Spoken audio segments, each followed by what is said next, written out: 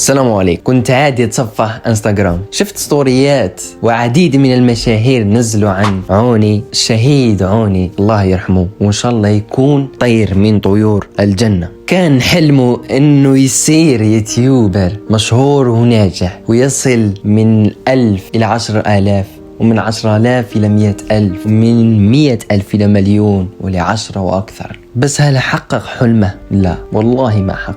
الحين إن شاء الله يكون من أهل الجنة بس ويقبله الله عنده شهيد. والله شيء يحزن يا جماعة، شيء ما يتقبله العقل، بس قدر الله ما شاء فعل. وهي مو حالته هو بس حالة عديد وآلاف من الأطفال قاعدين يموتوا بنفس الطريقة ويستشهدوا. ما لنا إلا بالدعاء والله يتقبلهم شهداء. ولا تحسبن الذين قتلوا في سبيل الله. هذا هو الانستغرام تبعه، فلسطيني من غزة، يوتيوبر